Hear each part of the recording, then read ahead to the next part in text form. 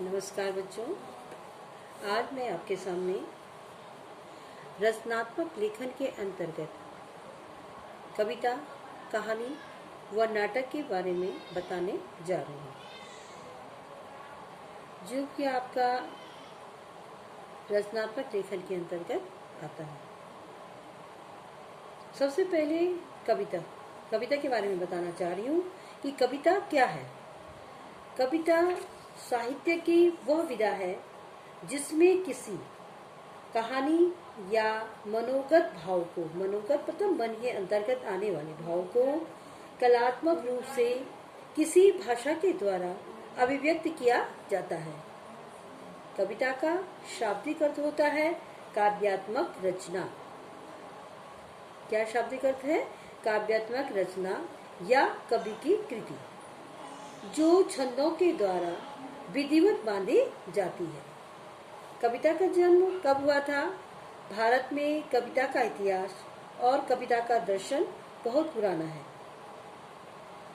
पारंपरिक लोरियों, मांगलिक गीतों, श्रमिकों द्वारा गुनगुनाए लोकगीतों और तुकबंदी में कविता के स्वर मुखरित होते हैं। वाचिक परंपरा से जन्मी कविता आज लिखित रूप में मौजूद है।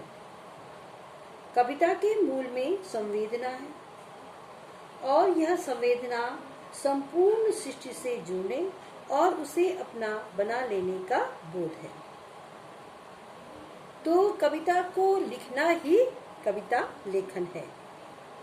कविता लेखन के संबंध में हमें दो मत मिलते हैं, जिसमें एक का मानना है कि अन्य कलाओं की तरह कविता लेखन की कला को प्रशिक्षण द्वारा नहीं सिखाया जा सकता, क्योंकि इसका संबंध मानवीय संवेदनाओं से है।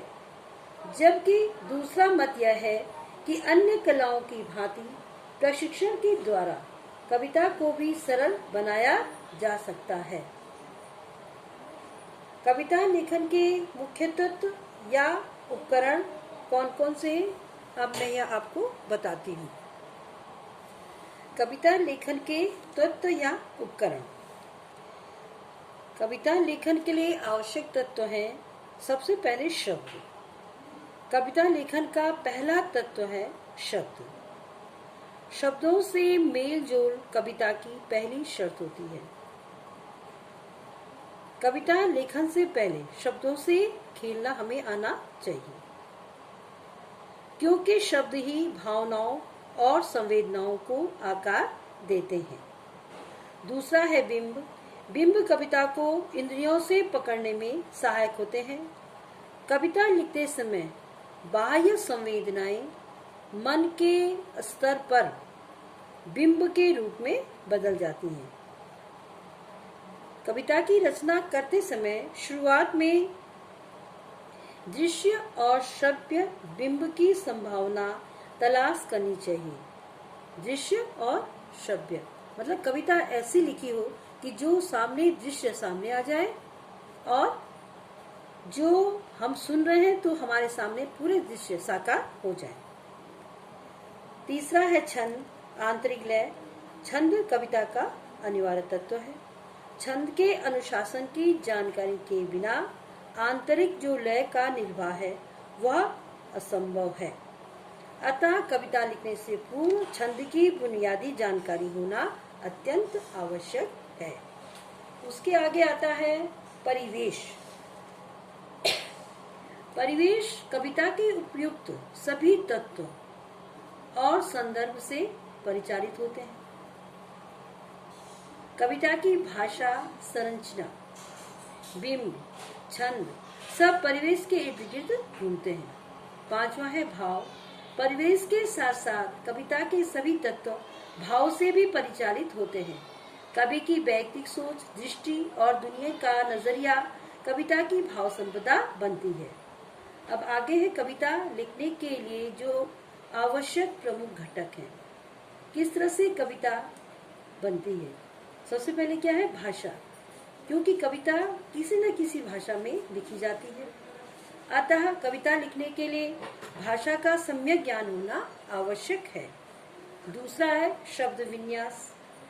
भाषा शब्दों से बनती है, शब्दों का एक विन्यास है जिसे वाक्य कहा जाता है। अतः कविता लिखने के लिए शब्दों के विन्यास का ध्यान रखना चाहिए। तीसरा है काव्य शैलियों का ज्ञान। वाक्य गठन की विशिष्ट प्रणाली को शैली कहा जाता है। कविता लेखन करते समय विभिन्न काव्य शैलियों का ज्ञान होना भी जरूरी है। चौथा है कम शब्दों में अपनी बात कहने की क्षमता। कविता लिखते समय कम से कम शब्दों में अपनी बात कहने की क्षमता होनी चाहिए। पांचवा है समय विशेष की प्रचलित प्रवृत्तियों की जानकारी। कविता समय विशेष की उपज होती है, उसका स्वरूप समय के साथ साथ बदलता रहता है। अतः कविता लेखन के लिए आवश्यक है कि किसी समय विशेष की प्रचलित जो प्रवृत्तियां हैं उसकी जानकारी होनी चाहिए।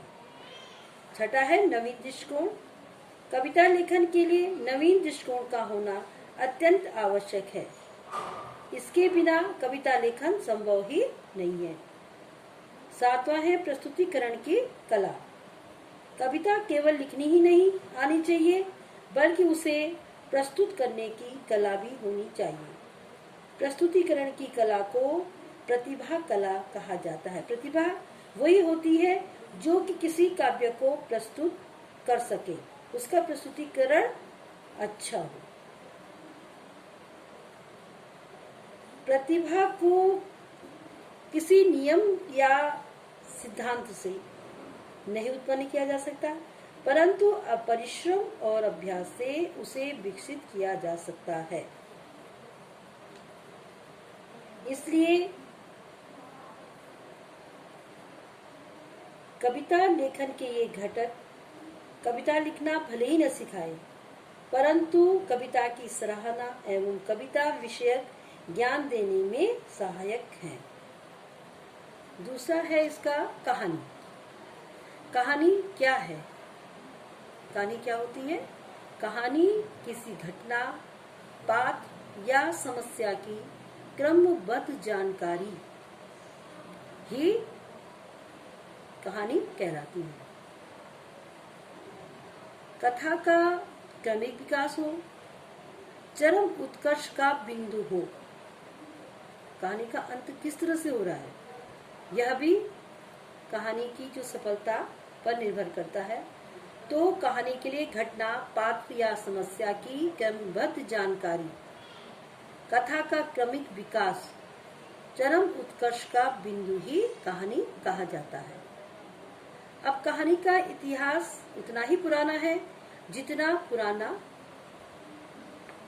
मानव का इतिहास, क्योंकि कहानी मानव स्वभाव और प्रकृति का हिस्सा है। धीरे धीरे कहानी कहने की आदिम कला का विकास होने लगा। आरंभ में क्या होता था? जो कथावाचक होते थे वो कहानी सुनाते थे, जिनका विषय क्या होता था? किसी घटना का वर्णन, प्रेम और प्रतिशोध आदि हुआ करता था। सच्ची घटनाओं पर भी कहानी सुनाते सुनाते उनमें कल्पना का समावेश होने लगा और कथावाचक सुनने वालों की आवश्यकता अनुसार अपनी कल्पना के माध्यम से नायक के गुणों के वर्णन करने लगे। आपने देखा कि जब कथावाचक, हमारे घर में भी कई बार कथा होती है, तो अलग अलग सभी लोग अपने जो श्रोता रहते हैं उनके आवश्यकता के अनुसार ही अपनी कल्पना को जागृत करके वह कहानी सुनाने लगते हैं। अब मौखिक कहानी की परंपरा भी बहुत पुरानी है। प्राचीन काल में मौखिक कहानियों की लोकप्रियता इसलिए थी क्योंकि यह संचार का बड़ा माध्यम था। इस कारण धर्म प्रचारकों ने भी अपने सिद्धांत और विचार लोगों तक पहुंचाने के लिए कहानी का सहारा लिया था। शिक्षा देने के लिए भी कहानी विधा का प्रयोग किया गया, जैसे कि आपने पढ़ी होंगी पंचतंत्र की कहानियां, जो कि विश्व में प्रसिद्ध हैं। पंचतंत्र की कहानियां। आगे है कहानी के तत्व। कहानी में प्रमुख तत्व कौन कौन से होने चाहिए? सबसे पहले है कथानक। कथानक कहानी का केंद्रीय बिंदु होता है, जिसमें आरंभ से अंत तक कहानी की सभी घटनाओं और पात्रों का उल्लेख होता है। सरल शब्दों में कहानी की रचना को कथानक कहा जाता है और प्रत्येक कहानी के लिए कथा वस्तु का होना अनिवार्य है। दूसरा है द्वंद्व। कहानी में द्वंद्व के तत्व का होना भी आवश्यक है, क्योंकि द्वंद्व कथानक को आगे बढ़ाता है और कहानी में रोचकता बनाए रखता है। द्वंद्व क्या होता है? दो विरोधी तत्वों का टकराव या किसी की खोज में आने वाली बाधाओं के कारण उत्पन्न होता है। कहानीकार अपने कथानक में द्वंद्व के बिंदुओं की जितना स्पष्ट झलक रखता है, कहानी भी उतनी ही सफल होती है। तीसरा है देशकाल और वातावरण। प्रत्येक घटना, पात्र, समस्या का अपना देशकाल और वातावरण होता है और कहानी में वास्तविकता का पुट लाने के लिए देशकाल और वातावरण का प्रयोग किया जाता है। कहानी को प्रामाणिक और रोचक बनाने के लिए इनका प्रयोग अत्यंत आवश्यक है। अब आगे आता है चौथे नंबर पे पात्र एवं चरित्र चित्रण। कहानी का संचालन उसके पात्रों के द्वारा ही होता है। पात्रों के गुण दोष को उनका चरित्र चित्रण कहा जाता है। पात्रों का अध्ययन करना कहानी की एक बहुत महत्वपूर्ण और बुनियादी शर्त है और कहानीकार के सामने पात्रों का जो स्वरूप है वह जितना स्पष्ट होगा, उतनी ही आसानी उसे पात्रों का चरित्र चित्रण करने और उसके संवाद लिखने में होगी। पांचवा है संवाद, डायलॉग। कहानी के पात्रों के द्वारा किए गए उनके विचारों की जो अभिव्यक्ति होती है उसे संवाद या कथोपकथन कहते हैं। संवाद या कथोपकथन। कहानी में संवाद का विशेष महत्व होता है, क्योंकि संवाद ही कहानी तथा पात्र को विकसित करके कहानी को गति देकर आगे बढ़ाते हैं। छठा है चरमोत्कर्ष। जब कहानी पढ़ते पढ़ते पाठक कौतूहल की पराकाष्ठा चरम सीमा पर, पराकाष्ठा अर्थात चरम सीमा पर पहुंच जाए तो उसे कहानी का चरमोत्कर्ष यानी क्लाइमेक्स, जिसको तुम कहते हो क्लाइमेक्स कहते हैं। कथानक के अनुसार कहानी का जो चरमोत्कर्ष होता है, क्लाइमेक्स, वह जो है धीरे धीरे एकदम आगे बढ़ता है क्लाइमेक्स की तरफ। और कहानी का जो क्लाइमेक्स होता है या चरमोत्कर्ष होता है, पाठक को स्वयं सोचने और लेखकीय पक्षधर की ओर आने के लिए प्रेरित करे और पाठक को यह भी लगे कि उसे स्वतंत्रता दी गई है कि उसने जो निष्कर्ष निकाला है वह उसके अपनी भी सोच है। ठीक है। सातवां है भाषा शैली। कहानीकार के द्वारा कहानी के जो प्रस्तुतिकरण के रूप है उसको क्या कहा जाता है? भाषा शैली। कहानी की भाषा ऐसी होनी चाहिए जो पाठक को अपनी ओर आकर्षित करे, सरल, सहज और प्रभावमयी होनी चाहिए। आठवां है उद्देश्य। प्रत्येक कहानी किसी न किसी उद्देश्य को लेकर लिखी जाती है। कहानी की रचना बिना किसी उद्देश्य के नहीं हो सकती और इसका उद्देश्य कहानी का एक अनिवार्य तत्व है। कहानी लेखन हेतु कुछ ध्यान रखने बातें हैं, उसको सरल में संक्षिप्त में मैं आपको बता रही हूँ। कहानी लिखने की कला सीखने का सबसे अच्छा और सीधा तरीका है अच्छी कहानियां पढ़ी जाएं और उसका विश्लेषण किया जाए। कहानी का आरंभ आकर्षक होना चाहिए ताकि पाठक का मन उसमें रम जाए। विभिन्न घटनाओं और प्रसंगों को संतुलित विस्तार देना चाहिए। कहानी की भाषा सरल, स्वाभाविक होनी चाहिए और क्लिष्ट शब्द और लंबे वाक्य नहीं होने चाहिए। संवाद छोटे, स्वाभाविक और उद्देश्य के प्रति सीधे लक्षित होनी चाहिए। कहानी का जो शीर्षक है वो उपयुक्त और आकर्षक होना चाहिए। और कहानी के अंत को सहज ढंग से करना चाहिए, क्योंकि भावों या पात्रों के अतिरिक्त अभिव्यक्ति चरम उत्कर्ष के प्रभाव को कम कर सकती है। अब आगे आता है रचनात्मक विश्लेषण में नाटक। नाटक क्या है? नाटक साहित्य की वह सर्वोत्तम विधा है जिसे पढ़ने सुनने के साथ हम देख भी सकते हैं। नाटक शब्द की जो उत्पत्ति है वो नट धातु से बनी है। नाटक किससे बना है? नट धातु से। तो नट शब्द का अर्थ है जो अभिनेता से जुड़ा हुआ है। भारतीय परंपरा में नाटक को दृश्य काव्य की संज्ञा दी गई है, क्योंकि नाटक को हम देखते हैं, वह दृश्य काव्य के अंतर्गत आता है। नाटक और अन्य विधाओं में क्या अंतर होता है बताती हूँ कि साहित्य की अन्य विधाएं अपने लिखित रूप में ही निश्चित और अंतिम रूप को प्राप्त कर लेती हैं, परंतु नाटक लिखित रूप में एक आयामी होता है, अर्थात मंचन के पश्चात ही उसमें संपूर्णता आती है। हम कोई नाटक पढ़ते हैं और उसी नाटक को जब सामने हम देखते हैं तो दोनों में कितना अंतर आता है। तो साहित्य की जो अन्य विधाएं हैं वह पढ़ने या सुनने तक ही यात्रा तय करती हैं, परंतु नाटक पढ़ने सुनने के साथ साथ देखने के तत्व को भी अपने में समेटता है। नाटक के प्रमुख अंग हैं समय का बंधन। नाटक का प्रथम अंग समय का बंधन है। समय का यह बंधन नाटक की रचना पर अपना पूरा असर डालता है, इसलिए शुरुआत से अंत तक एक निश्चित समय सीमा के भीतर पूरा होना होता है। नाटक का विषय भूतकाल हो या भविष्यकाल या इन दोनों ही स्थितियों में वर्तमान काल में संयोजित होता है। यही कारण है कि नाटक के मंच निर्देश हमेशा वर्तमान काल में लिखे जाते हैं।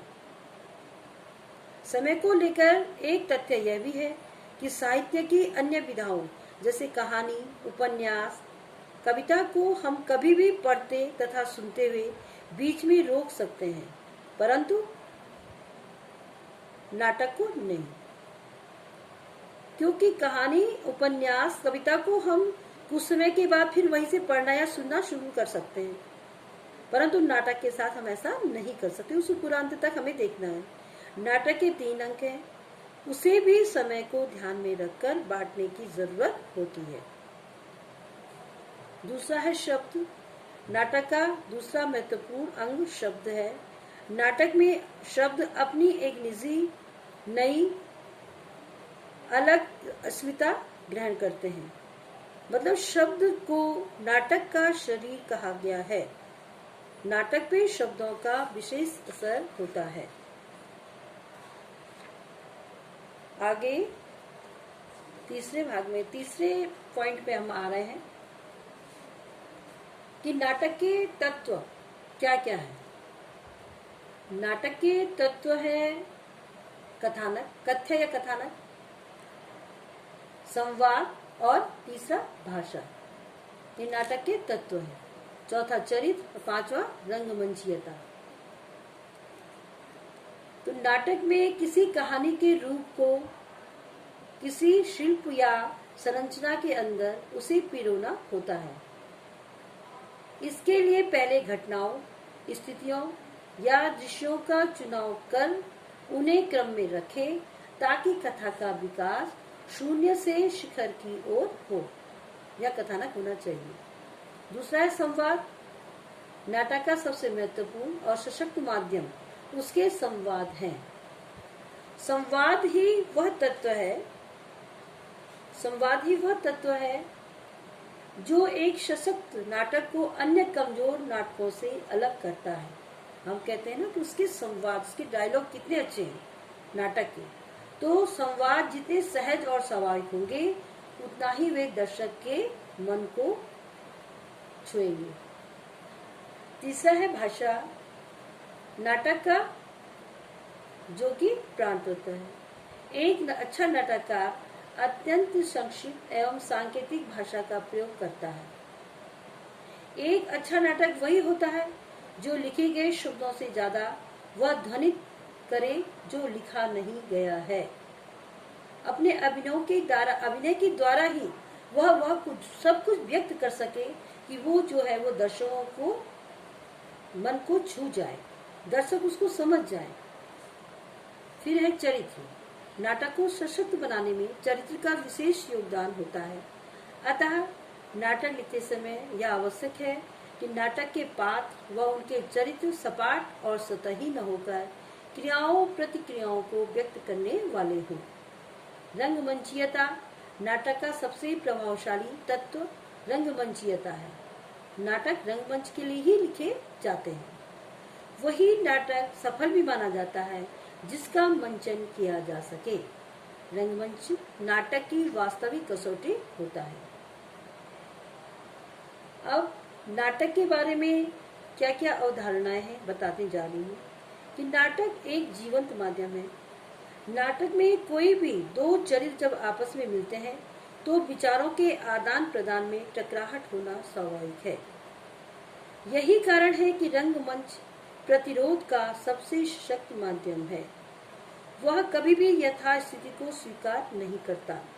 इस कारण उसमें अस्वीकार की स्थिति भी बराबर बनी रहती है। जिस नाटक में असंतुष्टि, छटपटाहट, प्रतिरोध और अस्वीकार जैसे नकारात्मक नेगेटिव जो तत्व हैं कि जितनी ज्यादा उपस्थित होगी वह उतना ही सशक्त नाटक साबित होगा। अब इस तरह से मैंने आपको रचनात्मक लेखन के अंतर्गत कविता, कहानी तथा नाटक की रचना के बारे में आपको बताया। जनसंचार के प्रश्न आपको आगे मैं बताना चाहूंगी। अपने दूसरी वीडियो में मैं जनसंचार के प्रश्न बताऊंगी। धन्यवाद। आज का पाठ मैं यहीं पे समाप्त कर रही हूँ।